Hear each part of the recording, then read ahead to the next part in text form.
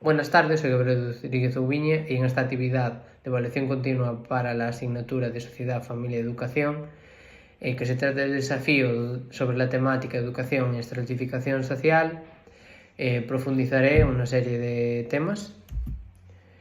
Entre ellos, entre la correlación entre educación y estratificación social, educación como mecanismo que ofrece igualdad de oportunidades, el sistema educativo, por otro lado, como mecanismo que puede reproducir estas desigualdades sociales, al mismo tiempo paliarlas. Por otro lado, también se llevará a cabo un análisis de meritocracia, las condiciones sociales del rendimiento escolar y las evidencias empíricas sobre la desigualdad educativa en España.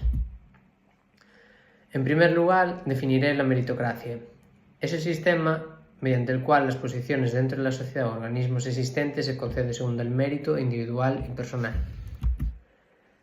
Por otro lado, en cuanto a la reflexión previa, España presenta un sistema basado en la meritocracia apoyado en elementos como educación gratuita, becas y un discurso social que afirma que el esfuerzo personal conduce al éxito, pero también desigualdades persistentes por origen social. Por otro lado, en la cuarta tarea, en cuanto al resumen del vídeo propuesto, en este vídeo se muestra un grupo de personas, en este caso estudiantes, que parten posiciones desiguales a causa de elementos socioeconómicos. Uno referido a apoyo familiar, otro a temas económicos, compaginar trabajo y estudios. Y por lo tanto la capacidad para alcanzar metas no solo depende del esfuerzo individual de cada persona, sino del contexto socioeconómico de cada estudiante, lo cual genera una serie de desigualdades y da ventaja a aquellos que tienen un mayor apoyo socioeconómico.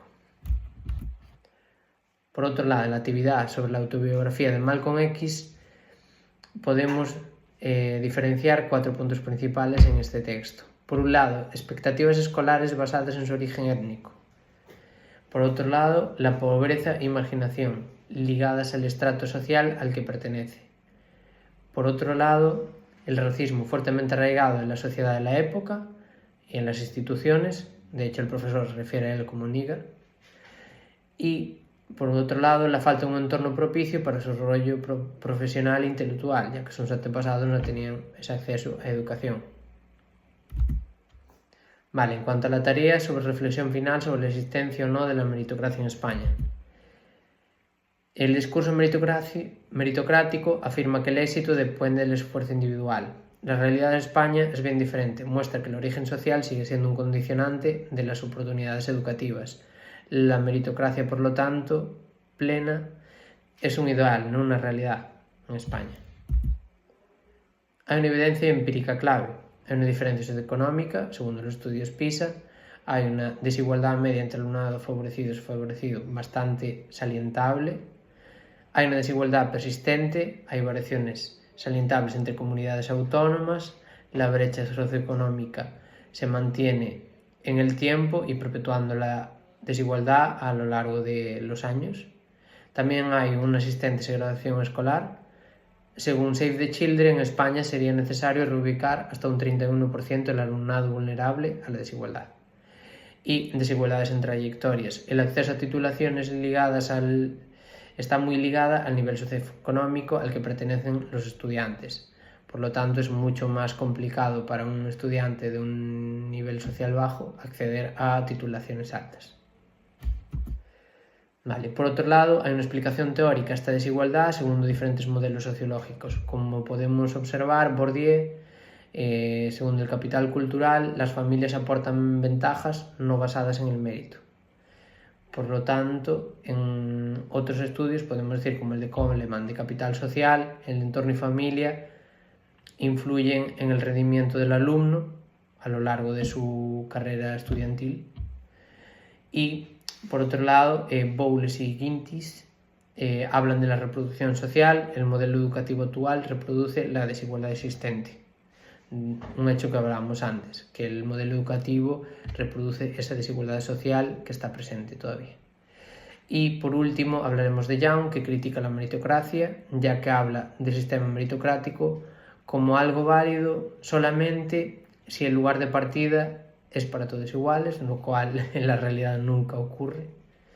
no hay un punto de partida igual para todos los estudiantes. Por otro lado, hablaremos de los elementos que limitan la meritocracia.